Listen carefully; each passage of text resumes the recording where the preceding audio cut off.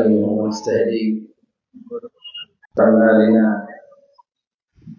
من يهده الله فلا مضل له ومن يضلل فلا هادي له وأشهد أن لا إله إلا الله وحده لا شريك له وأشهد أن محمدا عبده ورسوله أما بعد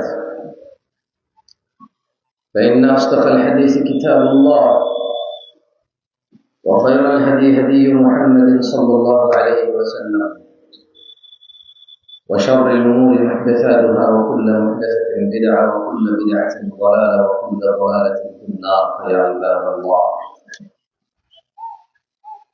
قال الله جل وعلا فأعوذ بالله من الشيطان الرجيم يا أيها الذين آمنوا اتقوا الله حق تقاته ولا تموتن إلا وأنتم مسلمون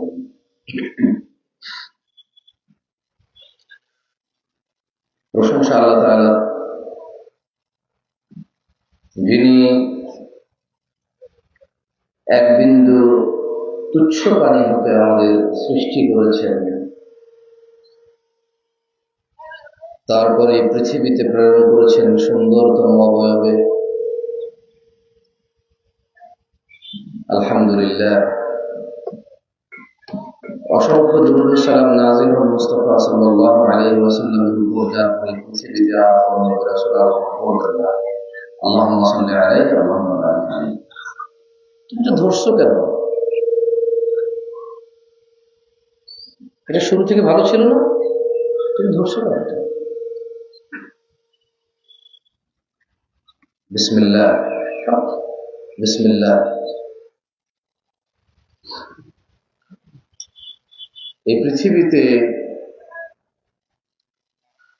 ভুলের ঊর্ধ্বে মানুষ নেই। আমাদের আদি পিতা আদম আলাইহিস সালাম, যাকে আল্লাহ বলেছেন লা তাকরাবু হাযিহিশ শাজারা ফাতাকুনা মিনাল যালিমিন, যে তুমি এই গাছের কাছে যেও না, যদি যাও তাহলে তুমি জালেমদের অন্তর্ভুক্ত হবা। মাইক তো মনে হয় ভালো না, দেখেন তো কিছু করা যায় কিনা, মানে যাতে বেশি ইকো না হয়। বিসমিল্লাহ বিসমিল্লাহ। ঠিক আছে, হ্যাঁ, ইকো দিয়েন না। বিসমিল্লাহ। তাহলে পৃথিবীর প্রথম মানুষ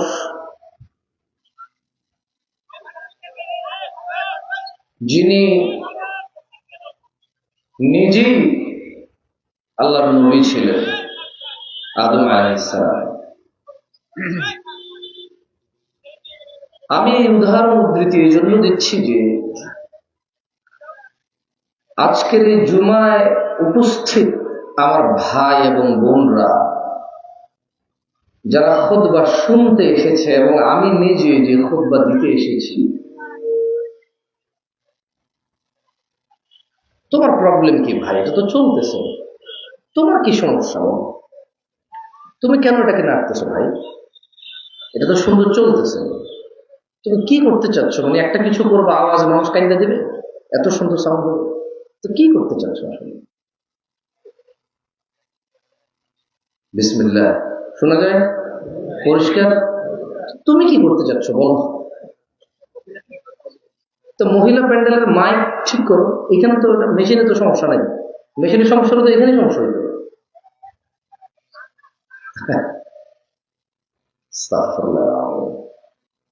আমি বেশ কয়েক জায়গায় দেখেছি এরকম সুন্দর চলে, মাইক একটু নাড়া দিলে এরপরে টপিক চিনতে যায়।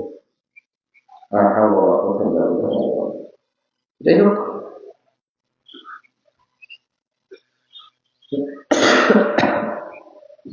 তাহলে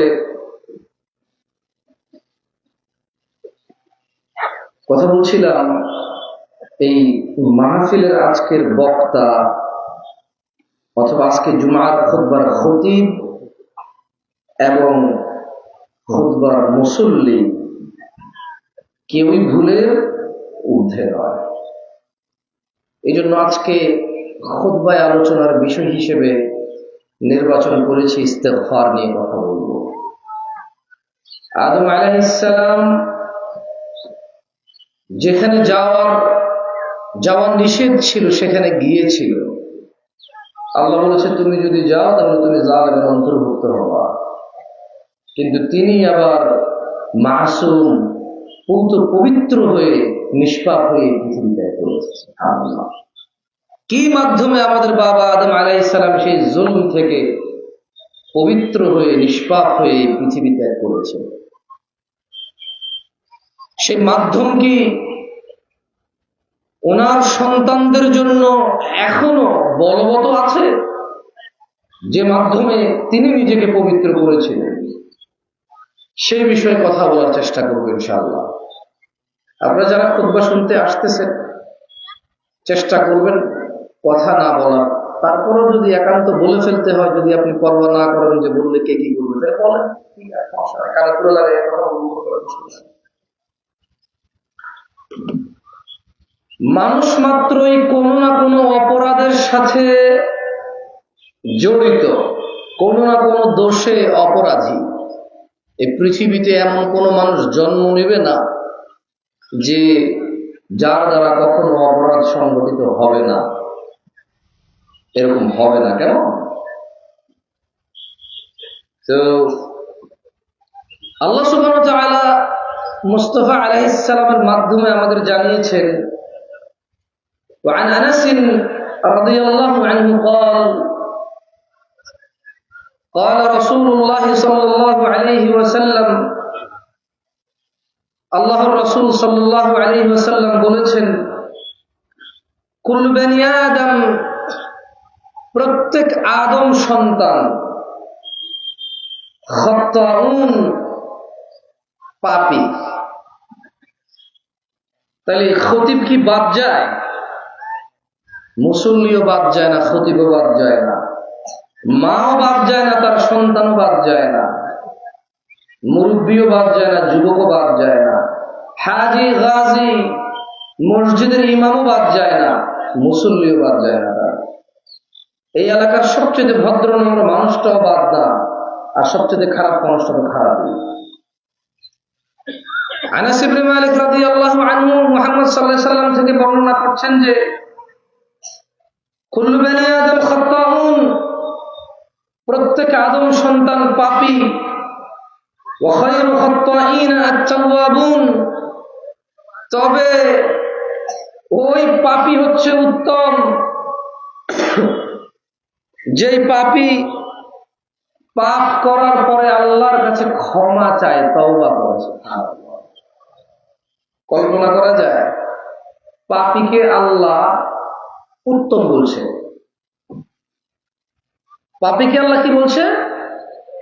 উত্তম বলছে। এই কোন পাপী? যে পাপী পাপ সংঘটিত হওয়ার পর আল্লাহর কাছে লজ্জাশীল হয়ে আল্লাহর কাছে ক্ষমা চায় এবং ওই পাপ থেকে বিরত থাকে আল্লাহর ভয়ে, পরবর্তী সময় কখনো আর সেই পাপের পুনরাবৃত্তি করে না, ওই পাপীকে আল্লাহ উত্তম বলেছে। উত্তম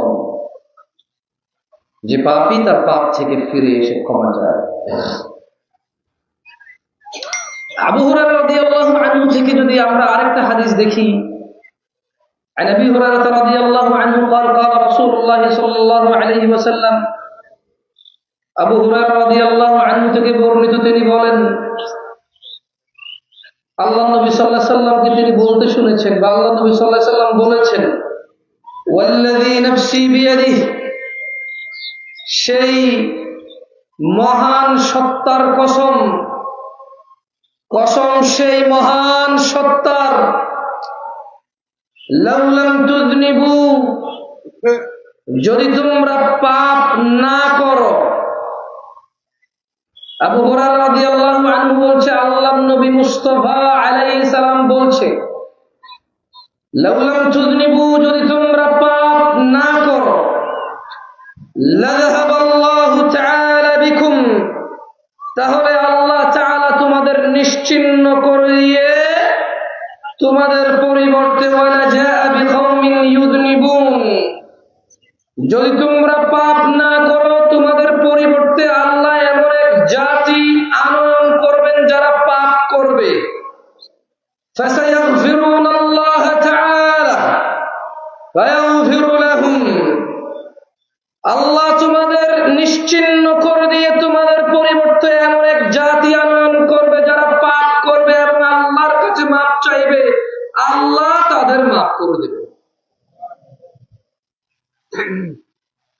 কিসে তোমার হতাশা ভাই আমার,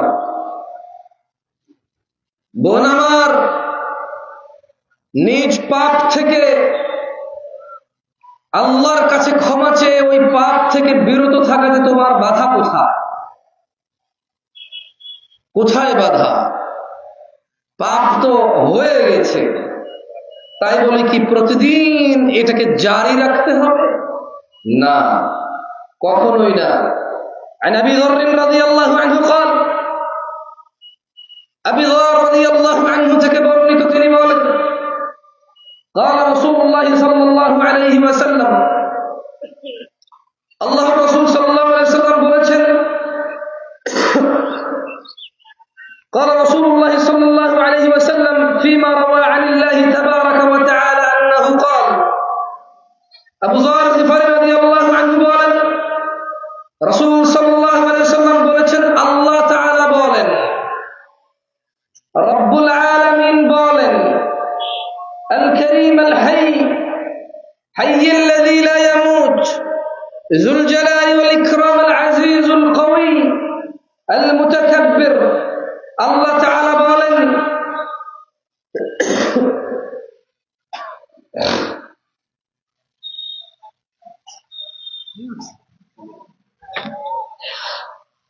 يا عبادي إنكم تخطئون بالليل والنهار। আল্লাহ তাআলা বলেন, হে আমার বান্দারা, ইন্নাকুম তুখতিউনা বিল-লাইলি ওয়ান-নাহার, তোমরা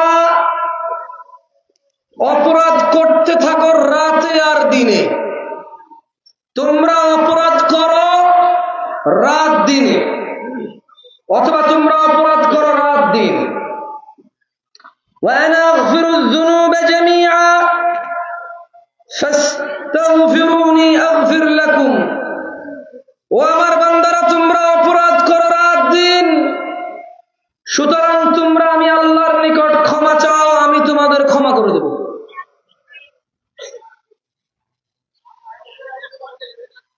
ভাই আপনারা বেশি কথা বলছেন, মানে অন্য জায়গায় মানুষ কথা বলে, তবে এত বেশি না। নিজেদের এলাকার সম্মান রাখেন, 6-7 ঘন্টা জার্নি করে আসার পরে যদি আপনারা এত কথা বলেন, আল্লাহ তৌফিক দিকে আপনাদেরকে নিরবতা থাকা, আল্লাহ আমাকে তৌফিক দিকে ধৈর্য ধরার মধ্যে আপনাদেরকে এই চলে কথা বলে এখান থেকে সুন্দর মতো চলে যাওয়া। কি প্রয়োজন করে কথা বলা বলেন? জায়গা আছে বসে যাবেন, জায়গা নাই জায়গা করে নেবেন, আপনার সামনে ফাঁকা আছে আপনাদের জায়গা করে নেবেন। মাহফিল কমিটি চেষ্টা করবে খড় কুটা যেটা পারে বিছাই দিয়ে মানুষকে এই করে দিতে ব্যবস্থা করে দিতে। এইদিকে একটু ছায়া আছে, যারা ছায়া খুঁজে এখানে সামনে আসতে পারেন, এই যে এদিকে পুরোটা খালি জায়গা, চেয়ার টেয়ার জায়গা, এখানে চলে আসতে পারেন, ছায়া পাবেন ইনশাআল্লাহ। উম্মাহাতুল মুমিনিন আয়েশা রাদিয়াল্লাহু আনহা, ওনার থেকে বর্ণিত তিনি বলেন রাসূল সাল্লাল্লাহু আলাইহি ওয়াসাল্লাম বলেছেন, ফাইন্নাল আবদা ইযা ইতারাফা সুম্মা তাব, যখন বান্দা গুনাহ স্বীকার করে, যখন বান্দা গুনাহ স্বীকার করে, অনুতপ্ত হয়ে তওবা করে, আল্লাহর কাছে ক্ষমা চায়, তাবাল্লাহু আলাইহি, আল্লাহ তার তওবা, আল্লাহ তার ক্ষমা প্রার্থনা কবুল করেন এবং তাকে ক্ষমা করেন। গান বাজনা, জিনা, ব্যভিচার, অহংকার, দাম্ভিকতা, হারাম, সুদ, ঘুষ, গালিগালাজ, মারামারি, ফিতনা, ফাসাদ, গীবত, বোনের সম্পদ লুণ্ঠন করে যা সব অপরাধ আল্লাহ ক্ষমা করবেন মানুষের হক ছাড়া। ওটাও ক্ষমা পাওয়ার নিয়ম আছে, কি? যার হক তাকে দিয়ে দাও, দিয়ে তার থেকে ক্ষমা নাও। যেহেতু আল্লাহ ওই হক নির্ধারণ করেছে, ওই হক ওকে ফিরিয়ে দেওয়ার পরেও আল্লাহর বিধান সীমা লঙ্ঘনের জন্য আল্লাহর সাথে অপরাধ হয়েছে, তাই আল্লাহর কাছে ক্ষমা চাইতে হবে। ওই ব্যক্তি থেকে ক্ষমা নিতে হবে, সংশ্লিষ্ট যার উপরে জুলুম অত্যাচার করা হয়েছে, এবং আল্লাহর কাছে ক্ষমা চাইতে হবে, তাহলে আল্লাহ ক্ষমা করে দেবে। আসলে যদি আমরা এটা মনে করি যে মুস্তাফা মুহাম্মদ সাল্লাল্লাহু আলাইহি সাল্লাম শুধু ওনার উম্মতরাই আল্লাহর কাছে মাপ চাইলে আল্লাহ মাফ করে দেবে, বাকি নবীদের উম্মতের কোনো সুযোগ ছিল না, তাহলে আমরা ভুল করছি। ক্ষমার বিষয়টা বাবা আদম আলাইহিস সালাম কি দোয়া করেছিল মনে আছে? রব্বানা যালামনা আনফুসানা ওয়া ইল্লাম তাগফির লানা তাগফির। ক্ষমা আদম আলাইহিস সালাম চাইছে সর্বপ্রথম। কে চাইছে মানুষের মধ্যে প্রথম ক্ষমা? আদম আলাইহিস সালাম। তো আমরা যদি মনে করি যে খালি উম্মতে মুহাম্মদ সাল্লাল্লাহু আলাইহি ওয়াসাল্লামের উম্মতরা রাত দিন অপরাধ করে, আল্লাহর কাছে ক্ষমা চাইলেই আল্লাহ ক্ষমা করে দেবে, আর বাকি নবীর উম্মতদের জন্য এই সুযোগ ছিল না, তাইলে আমরা ভুলের মধ্যে থাকবো।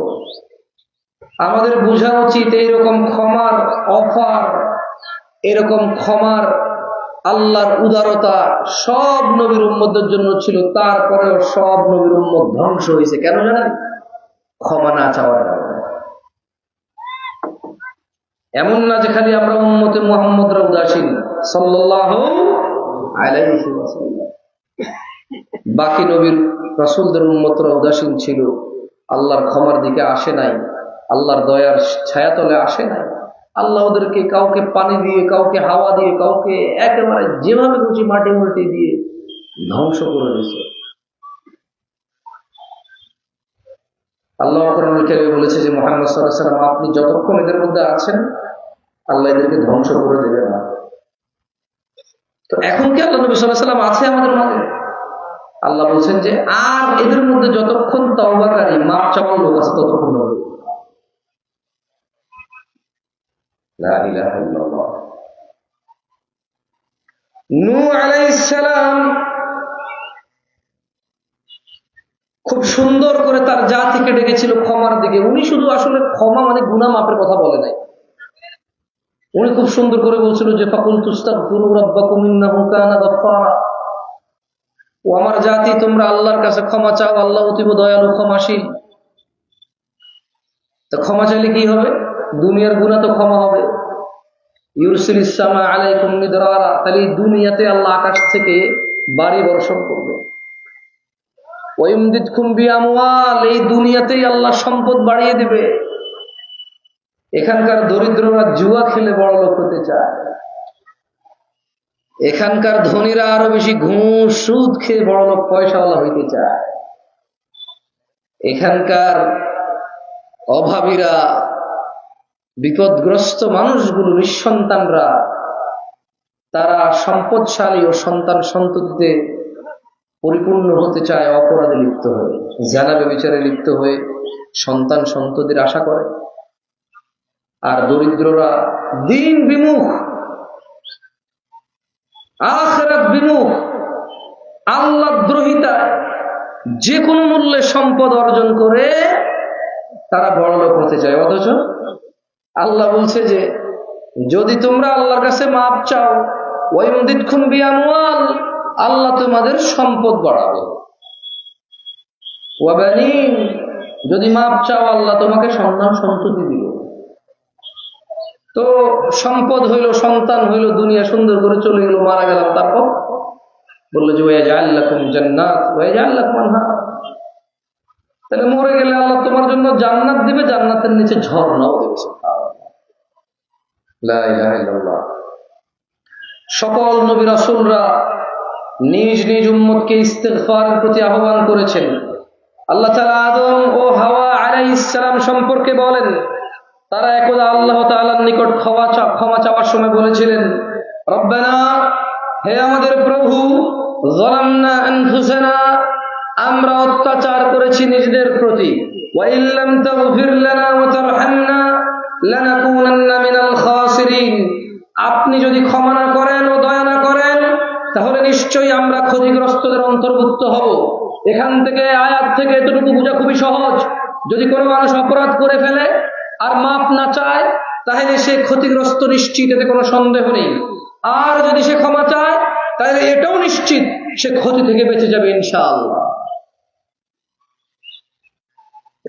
আল্লাহ তাআলা মূসা আলাইহিস সালাম সম্পর্কে বলেন, মূসা আলাইহিস সালাম একদা তার সম্প্রদায়কে বলেন, তার সম্প্রদায়ের নিকট ক্ষমা প্রার্থনা করতে গিয়ে বলেন, রব্বি ইন্নী যালামতু নাফসি, হে আমার রব, আমি নিজের উপরে জুলুম করেছি, ফাগফিরলি ফাগফারা লাহ, ইন্নাহু হুয়াল গফুরুর রহিম। আল্লাহ বলছেন, তাই মূসা আলাইহিস সালাম বলছেন, হে আমার রব, আমি নিজের উপর জুলুম করেছি, তাই আপনি আমাকে ক্ষমা করে দিন। আল্লাহ তাআলা মূসা আলাইহিস সালামকে কি করলেন? ক্ষমা করে দিলেন, কারণ আল্লাহ ক্ষমাশীল। উনি বলেন, আল্লাহ আপনি আমাকে ক্ষমা করেন, নিশ্চয়ই আপনি ক্ষমাশীল, দয়ালু। রব্বি ইন্নী যালামতু নাফসি, হে আমার রব, আমি নিজের উপরে জুলুম করেছি। ফাগফিরলি ফাগফারা লাহ, আপনি আমাকে ক্ষমা করেন। তখন আল্লাহ তাআলা মূসা আলাইহিস সালামকে ক্ষমা করেছিলেন। কারণ কি? আল্লাহ ক্ষমাশীল, দয়ালু। তাহলে কি মুহাম্মদ সাল্লাল্লাহু আলাইহি সাল্লামই শুধু ওনার উম্মতের জন্য ক্ষমার বিষয়টা, নাকি সব উম্মতের জন্য ছিল? সব উম্মতের জন্য ছিল। তাহলে ওই উম্মতগুলো কি এখন টিকে আছে না ধ্বংস হয়ে গেছে? ক্ষমার দরজা তো তাদের জন্য খোলা ছিল। মূলত আল্লাহ ক্ষমাশীল শুরু থেকে, কতক্ষণ পর্যন্ত? কিয়ামত পর্যন্ত, সূর্য উদয় পর্যন্ত পশ্চিম দিকে। আল্লাহ শুরু থেকে ক্ষমাশীল। কতটুকু ক্ষমাশীল? একবারে শুরুর দিন যতটুকু, আজকের দিন ততটুকু, একেবারে সূর্য পশ্চিম দিকে উঠা পর্যন্ত আল্লাহ এতটুকুই ক্ষমাশীল। সুবহানাল্লাহ, এটা আল্লাহর উদারতা। আদম আলাইহিস সালাম থেকে মুহাম্মদ সাল্লাল্লাহু আলাইহি ওয়াসাল্লাম পর্যন্ত এমন কোন নবী রাসূল নেই যার উম্মতের জন্য আল্লাহ একটু কম ক্ষমাশীল ছিল। সব উম্মতের জন্য আল্লাহ ক্ষমাশীল। যে মাপ চেয়েছে আল্লাহ তাকে মাফ করে দিয়েছে, যে গুনাহ থেকে ফিরে আসছে, লজ্জা পাইছে, আল্লাহ তাকে মাফ করে দিয়েছে। দাউদ আলাইহিস সালাম সম্পর্কে আল্লাহ তাআলা কোরআনুল কারীমে বলেন, ওয়াযান্না দাউদ আন্নামা ফাতান্নাহ ফাস্তাগফারা রাব্বাহু ওয়া খাররা রাকিআন ওয়া আনাব। দাউদ আলাইহিস সালাম বুঝতে পারলো যে নিশ্চয়ই আমি তাকে পরীক্ষা করছি। এটা কে বলছে? আল্লাহ বলছে। তখন দাউদ আলাইহিস সালাম আল্লাহর কাছে ক্ষমা চাইলো, প্রার্থনা করলো, সিজদায় পড়ে তওবা করলো। নূহ আলাইহিস সালাম নিজের উম্মতকে শুধু ক্ষমার দিকে ডাকছে তা না, নূহ আলাইহিস সালাম নিজেও বলছে, রব্বিগফিরলি ওয়া লিওয়ালিদাই, ও আল্লাহ, ও রব, আপনি আমাকে ক্ষমা করেন, আমার পিতামাতাকে ক্ষমা করেন। ওয়ালিমান দাখালা বাইতিয়া মুমিনা, এবং যে মুমিন আমার ঘরে প্রবেশ করে তাকে ক্ষমা করেন। ওয়াল মুমিনিন ওয়াল মুমিনাত ওয়া লা তাজিদিয যালিমিনা ইল্লা তাবারা। নূহ আলাইহিস সালাম বলেছে যে আল্লাহ আমাকে ক্ষমা করেন, আমার বাপ মাকে ক্ষমা করেন, আর যে মুমিন মুমিনাত পুরুষ এবং মহিলারা আমার ঘরে প্রবেশ করে তাদেরকে আপনি ক্ষমা করেন। সালেহ আলাইহিস সালাম তার সামুদ বংশকে উপদেশ দিতে গিয়ে বলেন, ইয়া কওমি, হে আমার সম্প্রদায়, লিমা তাস্তাজিলুনা বিস-সাইয়্যাতি ক্বাবলা আল-হাসানা, তোমরা কেন সৎ কর্ম ছেড়ে দ্রুত অসৎ কর্মের দিকে ধাবিত হও? সালেহ আলাইহিস সালাম বলছেন, ইয়া কওমি, হে আমার জাতি, তোমরা কেন সৎ কর্ম, ভালো কাজ, নেকির কাজ ছেড়ে দিয়ে দ্রুত, তাড়াতাড়ি, জলদি জলদি তোমরা কেন অসৎ কর্মের দিকে ধাবিত হও? লাউলা তাস্তাগফিরুনাল্লাহ লাআল্লাকুম তুরহামুন, ও আমার জাতি, যদি তোমরা আল্লাহর কাছে ক্ষমা চাও, আশা তো তিনি তোমাদের অচিরেই ক্ষমা করে দেবেন। না, ওই জাতিগুলো তাহলে ধ্বংস করে দিয়েছেন। কি করে দিয়েছেন? কি করে দিছে? ওনাদের নবীরাও বলেছে, যেমন মুস্তাফা আলাইহিস সালাম আমাদের বলেছে, যেমন নূহ আলাইহিস সালাম তার জাতিকে বলেছে, সালেহ আলাইহিস সালাম তার জাতিকে বলেছে, মূসা আলাইহিস সালাম তার জাতিকে বলেছে ক্ষমা চেয়ে অপরাধ থেকে ফিরে আসার জন্য। তারা আসে নাই, তারা ক্ষমা চেয়ে ফিরে আসে নাই। তারা কেউ আর অবশিষ্ট নেই। আমাদের মধ্যে যতদিন এই পৃথিবী টিকে আছে, বুঝতে হবে যে ক্ষমা চাওয়ার লোক আছে। কারণ আল্লাহ কোরআনে বলছে, মুস্তাফা আলাইহিস সালাম, আপনি যতদিন এদের মধ্যে আছেন, আল্লাহদেরকে আমি ধ্বংস করবো না এদেরকে। আর এদের মধ্যে যতদিন মাপ চাওয়ার লোক আছে, ততক্ষণ ধ্বংস করবো না, আদালত ধ্বংস করে দেবে আল্লাহ।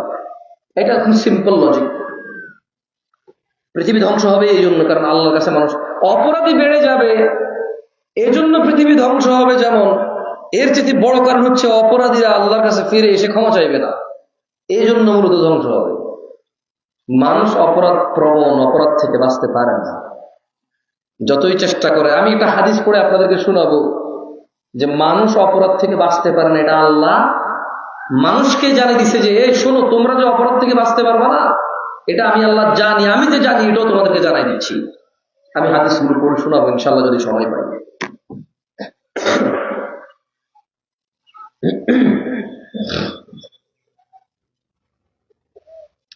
সালেহ আলাইহিস সালাম তার জাতিকে আরো বলেন, ইয়া কওমি ইবুদুল্লাহ মা লাকুম মিন ইলাহিন গায়রুহু, ও আমার সম্প্রদায় তোমরা মহান আল্লাহর ইবাদত করো। মা লাকুম মিন ইলাহিন গায়রুহু, তিনি ছাড়া তোমাদের জন্য সত্য কোনো মাবুদ নেই। হুয়া আনশাআকুম মিনাল আরদি ওয়াস্তা'মারাকুম ফিহা ফাস্তাগফিরুহু সুম্মা তুবু ইলাইহি, তিনি তোমাদেরকে জমিন থেকে সৃষ্টি করেছেন ও তোমাদেরকে দিয়ে তা আবাদ করেছেন, তাই তোমরা নিজেদের পাপের জন্য আল্লাহর কাছে ক্ষমা চাও এবং তওবা করো। ইন্না রাব্বি করিবুম মুজিব, নিশ্চয়ই আমার প্রভু অতি নিকটে যে কারোর আবেদন গ্রহণকারী। হে আমার সম্প্রদায়, তোমরা আল্লাহর ইবাদত করো, তিনি ছাড়া তোমাদের কোনো সত্য মাবুদ নেই। তিনি তোমাদেরকে জমিন থেকে সৃষ্টি করেছেন, তোমাদেরকে দিয়েই এই জমিন আবাদ করবেন, তাই তোমরা তোমাদের পাপের জন্য আমার রবের কাছে ক্ষমা চাও। নিশ্চয়ই আমার রব অতি নিকটে যে কারোর যে কোনো আবেদন গ্রহণকারী, যা চাইবে তাই গ্রহণ করবে আল্লাহ। সালেহ আলাইহিস সালামের জাতিকে সালেহ আলাইহিস সালাম এটা বলেছে, আর এটা কোরআনে আল্লাহ আমাদেরকে উদাহরণ হিসেবে পেশ করেছে যাতে আমরা অনুধাবন করতে পারি। হুদ আলাইহিস সালাম ওনার সম্প্রদায়কে এই ইস্তিগফার, তওবা, অপরাধ থেকে ফিরে আসার আহ্বানে, নিজের ভুল ত্রুটি সংশোধন করে আল্লাহর কাছে ক্ষমা চাওয়ার জন্য, অনুতপ্ত হওয়ার জন্য উনি ওনার জাতিকে উপদেশ দিতে গিয়ে বললেন, ইয়া কওমি, হে আমার সম্প্রদায়, ইস্তাগফিরু রাব্বাকুম সুম্মা তুবু ইলাইহি, তোমরা নিজেদের পাপের জন্য নিজ রবের কাছে ক্ষমা চাও এবং তওবা করো। সুম্মা তুবু ইলাইহি ইউরসিলিস সামা আলাইকুম মিদরারা ওয়া ইয়াজিদকুম কুওয়াতান ইলা কুওয়াতিকুম ওয়া লা তাতাওয়াল্লাউ মুজরিমিন। হুদ আলাইহিস সালাম বলছেন, হে আমার সম্প্রদায়, তোমরা নিজ পাপের জন্য তোমাদের রবের কাছে ক্ষমা চাও, তওবা করো, তাহলে তিনি তোমাদের উপর প্রচুর বৃষ্টিপাত করবেন এবং তোমাদের শক্তি বাড়িয়ে দেবেন। আবারও তোমরা অপরাধী হতে যেও না, মানে মাপ চাও, তাইলে আল্লাহ তোমাদের শক্তি বাড়ায় দেবে। মাপ চাও, তওবা করো, আল্লাহ শক্তি বাড়ায় দেবে, এবং তওবা করার পর, মাপ চাওয়ার পর আবার তোমরা অপরাধী হতে যেও না। এটা হুদ আলাইহিস সালাম ওনার জাতিকে বললেন। শুআইব আলাইহিস সালাম ওনার জাতিকে কি বললেন? শুআইব আলাইহিস সালাম ওনার জাতিকে বললেন, ওয়াস্তাগফিরু রাব্বাকুম সুম্মা তুবু ইলাইহি, তোমরা নিজেদের পাপের জন্য নিজ প্রভুর নিকট ক্ষমা চাও এবং তওবা করো। ইন্না রাব্বি রহিমুন ওয়াদুদ, নিশ্চয় আমার রব পরম দয়ালু, অতি প্রেমময়। আমাদের রব কি? ওয়াদুদ, প্রেমময়। আমাদের রব কি? রহিম, পরম দয়ালু। আমাদের রব কি? ওয়াদুদ, প্রেমময়। শুআইব আলাইহিস সালাম বলছেন, ওয়াস্তাগফিরু রাব্বাকুম, তোমাদের রবের কাছে ক্ষমা চাও, সুম্মা তুবু, তারপর পাপ থেকে ফিরে আসো। ইন্না রাব্বি, নিশ্চয় আমাদের রব রহিম, পরম দয়ালু, আল ওয়াদুদ, প্রেমময়, অতি প্রেমময়। এই হচ্ছেন আমাদের রব। অপরাধ হবে না। এরকম মানুষ আল্লাহ পাঠাবে যারা অপরাধ করবে না, এরকম কোথাও বলা নেই। মানুষ অপরাধ করার জ্ঞান বুদ্ধি রাখে, আল্লাহ স্বাধীনতা দিয়েছে। মানুষ নিজের আরাম আয়েশ শখ আল্লাহর কামনা বাসনা এগুলোকে প্রাধান্য দিয়ে মানুষ অপরাধ সংগঠিত করে। আল্লাহ সেগুলোকে লিপিবদ্ধ করে ফেরেশতাদেরকে দিয়ে। কিন্তু লিপিবদ্ধ করার পরেও আল্লাহর দয়া এবং ক্ষমার হাত সম্প্রসারিত করে রেখেছেন, যে যখনই ক্ষমা চাইবে তাকে তখনই মাফ করা হবে। জি, ওমর ইবনে খাত্তাব রাদিয়াল্লাহু আনহু, নাম তো শুনছেন, ওমর ইবনে খাত্তাব রাদিয়াল্লাহু আনহু, খলিফাতুল মুসলিমিন। উনি বলছেন যে আমি দোয়া কবুল হওয়া নিয়ে চিন্তিত নই। আমি যেটা নিয়ে চিন্তিত সেটা হচ্ছে আমি দোয়া করার কতটুকু তৌফিক পাচ্ছি, দোয়া করার তৌফিক পাচ্ছে কিনা, এইটা নিয়ে উনি চিন্তিত ছিল। উনি দোয়া করবে, আল্লাহ দোয়া কবুল করবে নাকি করবে না, উনি সেটা নিয়ে চিন্তা করতেন না। উনি চিন্তা করতেন কি নিয়ে, যে আল্লাহ আমাকে দোয়া করার তৌফিক দিচ্ছে কিনা, আমি দোয়া করতে পারতেছি কিনা, am I able to pray, আমি কি দোয়া করতে পারতেছি কিনা, কতটুকু তৌফিক পাচ্ছি দোয়া করার, এটা নিয়ে উনি বেশি ভাবতেন। দোয়া করার পরে আল্লাহ দোয়া কবুল করবে কিনা উনি ভাবতেন না। কারণ কি? কারণ মুজিবুদ দুআ, আল্লাহ দোয়া কবুলকারী, এটা আল্লাহ বলেছে। কে বলেছে? আল্লাহ বলেছে। তিনি দোয়া কবুলকারী, আল্লাহ বলেছে, নিজে বলেছে যে আমি দোয়া কবুল করি। সেই জন্য ওমর ইবনে খাত্তাব রাদিয়াল্লাহু আনহু দোয়া করে দোয়া কবুল নিয়ে চিন্তা করতেন না, বরঞ্চ উনি সবসময় চিন্তা করতেন কি, যে আমি আল্লাহর কাছে কতটুকু চাইতে পারলাম, এটা হচ্ছে আল্লাহর পক্ষ থেকে আমার জন্য তৌফিক। ভাই আমার, বোন আমার, আমরা আল্লাহর কাছে চাইতে পারতেছি কিনা। গতকাল রাত অতিবাহিত হয়েছে, তাহাজ্জুদে উঠতে পেরেছি কিনা, নিজের অপরাধ সমূহ আল্লাহর কাছে আত্মসমর্পণ করে লজ্জায় লজ্জিত হয়ে আল্লাহকে ওয়াদা করতে পেরেছি কিনা যে আল্লাহ আর করবো না, যা করেছি বিশাল লজ্জাস্কর ঘৃণিত। যদি তুমি কিয়ামতে মা বাপের সামনে এগুলো তুলে ধরো সিসিটিভির মতো, আল্লাহ আমার কৃতকর্ম যদি তুমি সবার সামনে উন্মুক্ত করে দাও, ছি ছি ছি, মানে এটা তো অবস্থা খারাপ হয়ে যাবে। আমার পরিবার দেখবে আমি কোথায় উলঙ্গ হয়েছি, যেখানে তুমি নিষেধ করেছো উলঙ্গ হওয়ার জন্য। আমার পরিবার দেখবে আমার গোপন পাপ, যা আমি পৃথিবীতে ওদের থেকে লুকাইতাম, তুমি যদি আজকে তা প্রকাশ করে দাও। হাসরের মাঠে তো আর উন্মুক্ত, আল্লাহ সবাইকে সবার অপরাধ দেখাবে, ইল্লা মান রাহিমা রাব, যাকে আল্লাহ দয়া করবে সে ছাড়া। এই জন্য দোয়া কবুল করার কতটুকু তৌফিক আমরা পাচ্ছি, যদি আমরা দোয়া না করি, ইস্তিগফার তওবা মাফ যদি না চাইতে পারি, একটু চোখ বন্ধ করে ভাবা উচিত যে গত এক মাসে কয়বার মাফ চেয়েছি, কোন অপরাধ ছেড়ে দিয়েছি।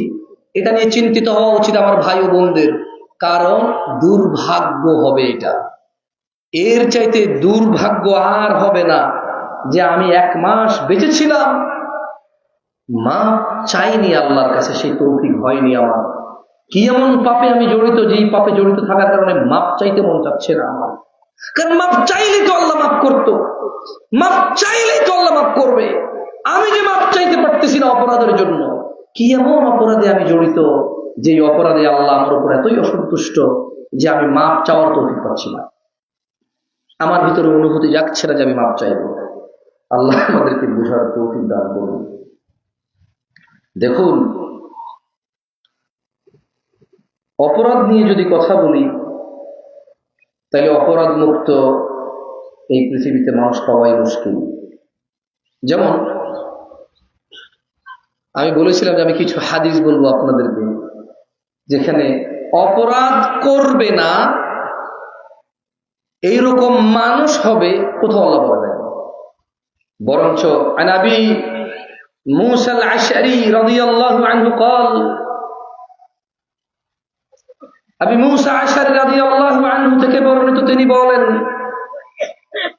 قال رسول الله صلى الله عليه وسلم আল্লাহর রাসূল সাল্লাল্লাহু আলাইহি সাল্লাম বলেছেন ইন্না আল্লাহ তাআলা ইয়াবসুতু ইয়াদাহু বিল-লাইলি লিয়াতুবা মুসিউন নাহার। দেখবেন আপনি পুরো কোরআন সুন্নাহ জন্ম থেকে মৃত্যু অবধি পড়বেন, যারা গবেষণা করে গেছে, আপনি কারো গবেষণা এরকম একটা কথা পাবেন না যেখানে বলা আছে যে আল্লাহ এমন মানুষ পাঠাবে, এমন মানুষ দিবে, এমন মানুষ হবে যে মানুষ কোনদিন কোন গুনাহ কি করবে না, এরকম আপনি কোথাও পাবেন না। বরং আপনি এই যে আবু মুসা আশআরী রাদিয়াল্লাহু আনহু থেকে বর্ণিত, আল্লাহ নবী সাল্লাল্লাহু আলাইহি ওয়াসাল্লাম বলেছেন আল্লাহ তাআলা স্বীয় হাত সম্প্রসারিত করেন যাতে রাতের গুনাহগার ব্যক্তিরা তাওবা করে। ওয়াইবসিতু ইয়াদাহু বিন-নাহার,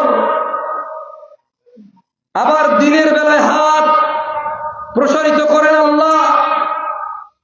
লিয়াতুবা মুসিউল লাইল, দিনের বেলা আল্লাহ আল্লাহর হাত প্রসারিত করেন যাতে রাতের অপরাধীরা আল্লাহর কাছে মাপ চায়।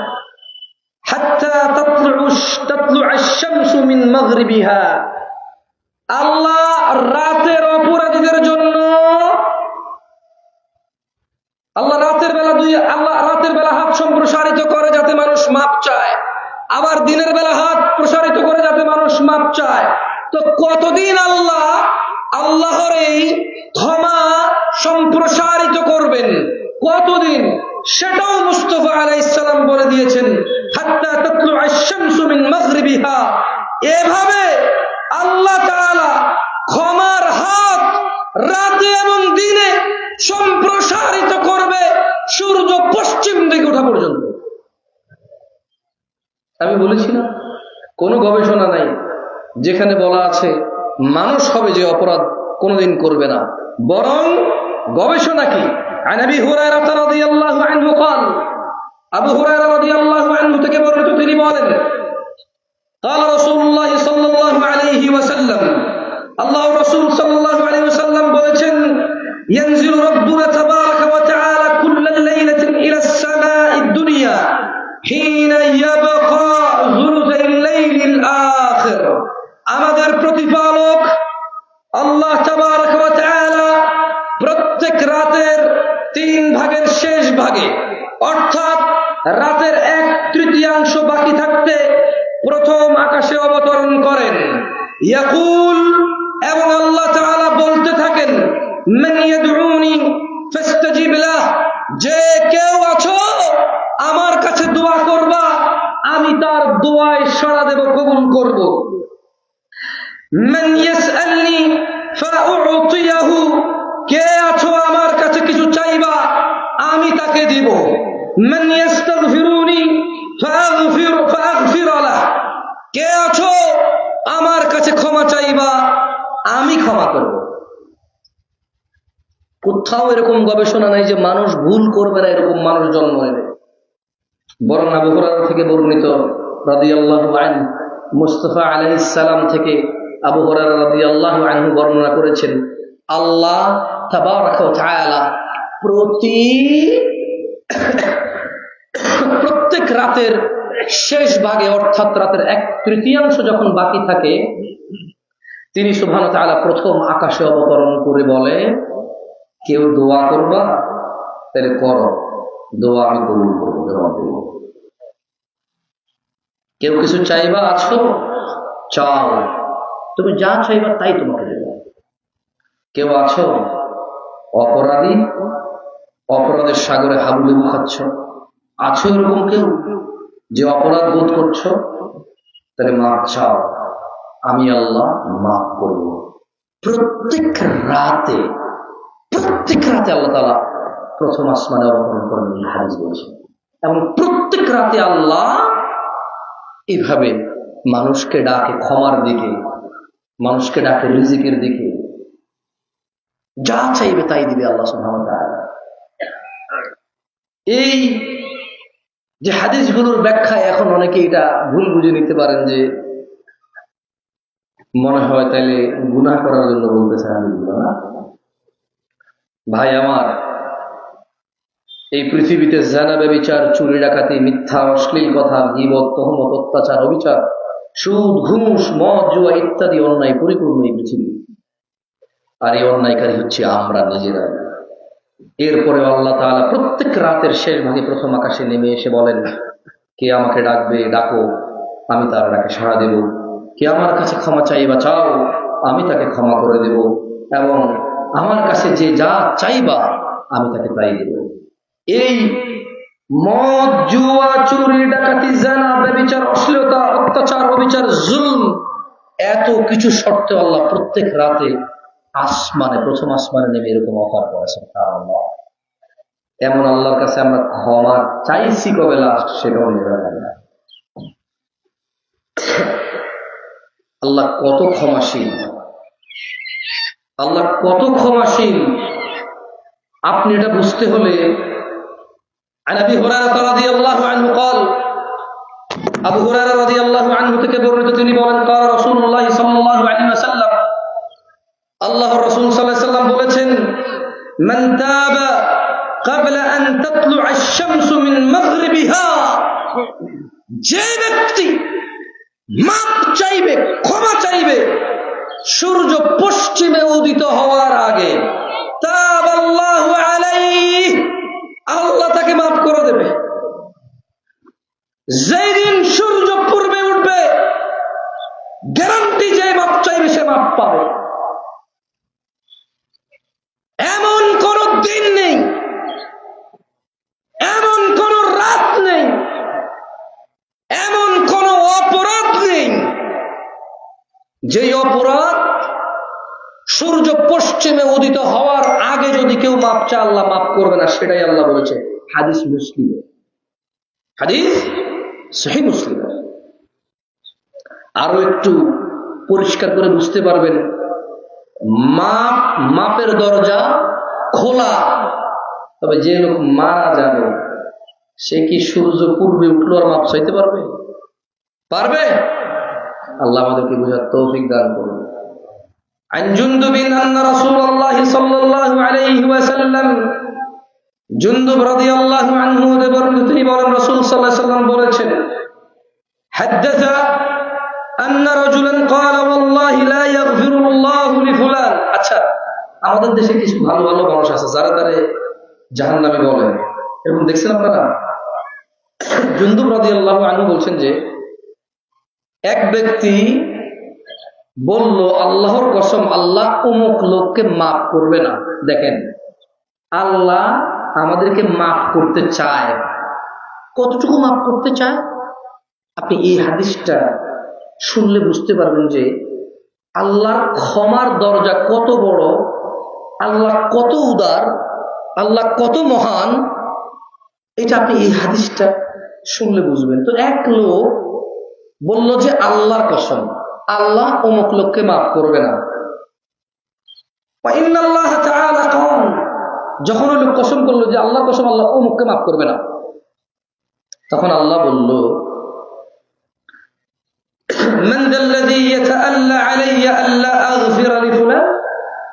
কে আছে যে আমাকে কসম দিতে পারে, অথবা কে আছে যে আমার নামে কসম খেতে পারে যে আমি অমুককে মাফ করব না?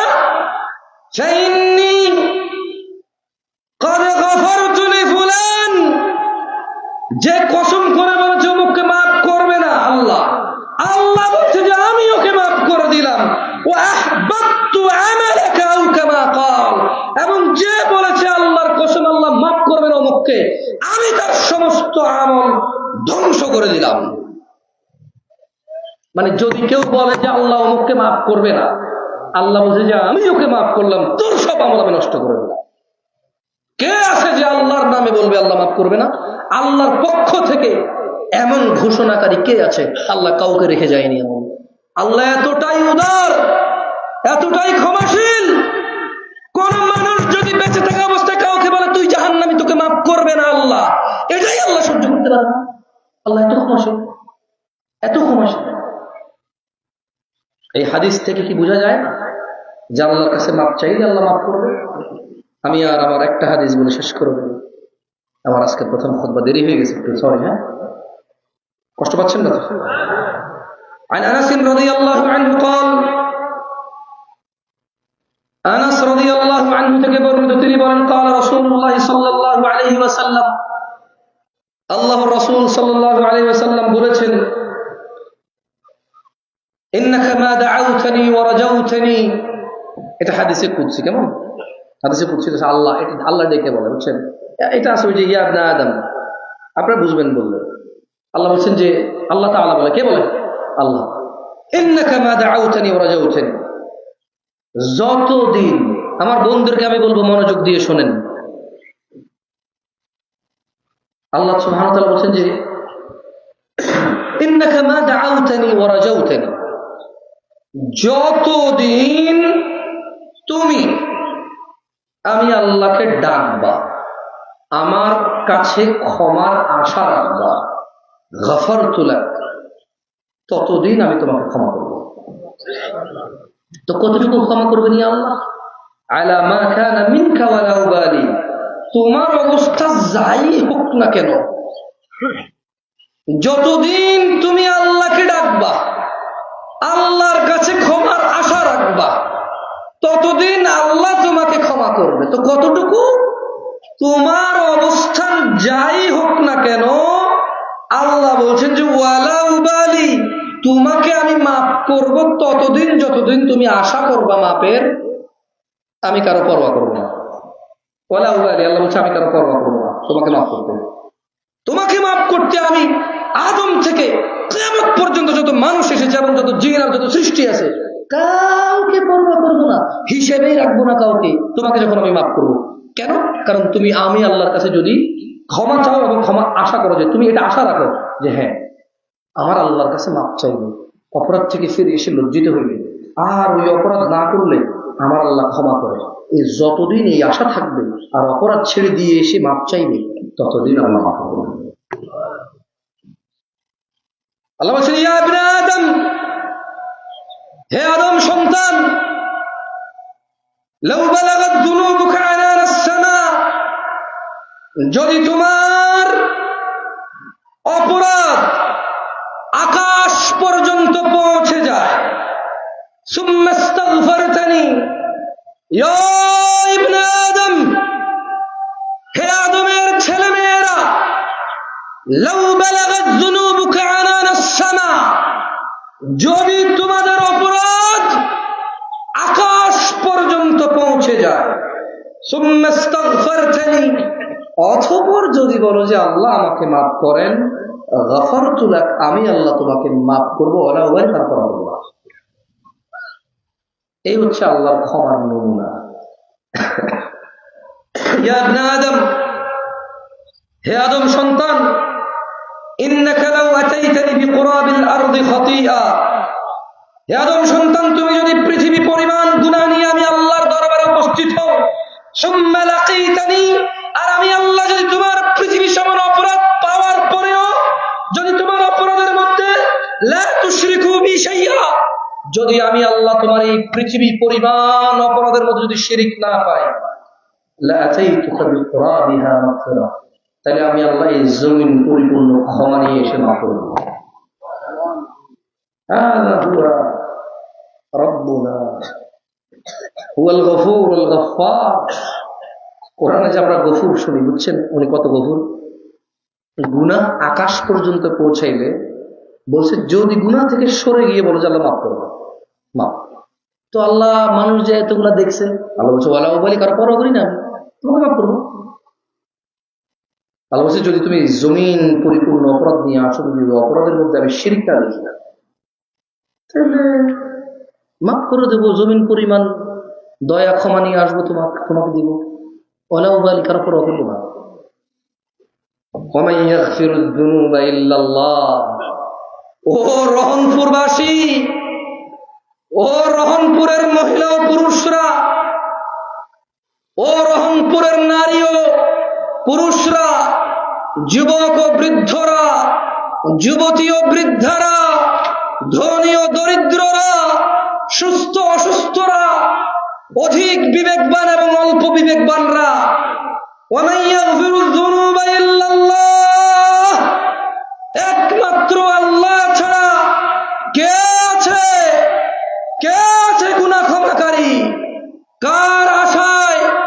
মেতে আছো কিসের মোহে উদাসীনতা? মা গাররাকা বিরাব্বিকাল কারীম ইয়া নাস, ইয়া নাস মা গাররাকা বিরাব্বিকাল কারীম। হে মানুষ, কিসে তোমাকে তোমার এত দয়ালু রব থেকে, মা গাররাকা বিরাব্বিকাল কারীম, কিসে তোমাকে তোমার এত দয়ালু রব থেকে দূরে রাখছে? মা গাররাক, মা গাররাক, বাধা কি? পাবজি বাধা কি? মোবাইলের জুয়া বাধা কি? সক্কা বাধা কি? সিগারেট, ইয়াবা, মদ বাধা কি? সুদ বাধা কি? জিনা, শারীরিক উপভোগ, শারীরিক মনমানি বাধা কি? সম্পদ বাধা কি? সন্তান, ছি ছি ছি ছি ছি। আল্লাহ বলছে, ইয়া আইয়ুহাল্লাযীনা আমানু লা তুলহিকুম আমওয়ালুকুম ওয়ালা আওলাদুকুম আন যিকরিল্লাহ। তোমরা তোমাদের সন্তান আর সম্পদের পিছে আল্লাহকে ভুলে যেও না।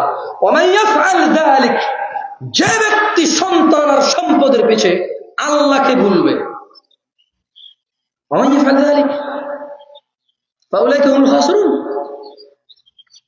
তারাই হবে ক্ষতিগ্রস্ত। কি বাধা? রহনপুরের মানুষ খাস যথেষ্ট হয়েছে। আর না, জুয়া, মদ, নেশা, মেয়েদের জানাবে বিচারকে প্রেম বলে বিবাহের আশায় ছেলেরা এগুলো প্রেম প্রীতি কন্টিনিউ করা, গাঁজাখোর মনে করা যে ইয়াবার চাইতে ভালো, সিগারেটখোর মনে করা গাঁজাখোরের চাইতে ভালো, ইয়াবাখোর মনে করা মদখোর চাইতে ভালো, মদখোর মনে করে যে ঘুষখোর দুর্নীতিবাজ চাইতে ভালো। দরকার নাই আরো বড় অপরাধীকে নিয়ে নিজেকে বিচার করে ভালো মনে করা। খালাস,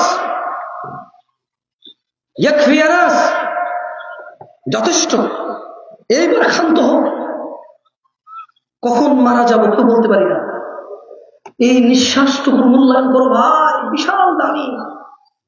যার আছে সেই শুধু বলতে পারে, আল্লাহ ক্ষমাকারী, ক্ষমা পছন্দকারী, আমাকে ক্ষমা করেন। এই নিঃশ্বাস যার নাই সে বলতে পারে না। কখন মরবো কেউ জানি না। আল্লাহ তাআলা আমাদেরকে বোঝার তৌফিক দান করুন। প্রত্যেককে আল্লাহ তাআলা আমার এবং আপনাদের প্রত্যেককে যেই অপরাধের সাথে জড়িত আছি ফিরে এসে আল্লাহর সামনে লাজুকতার সহিত প্রতিজ্ঞাবদ্ধ একনিষ্ঠভাবে আল্লাহর কাছে মাপ চাওয়ার জন্য আমাদেরকে তৌফিক দান করুন। আকুলু কওলি হাযা ওয়া আস্তাগফিরুল্লাহ লি ওয়া লিসাইরিল মুমিনিন ফাস্তাগফিরুহু ইন্নাহু হুয়াল গফুরুর রাহিম। সবাই ইস্তিগফার করুন।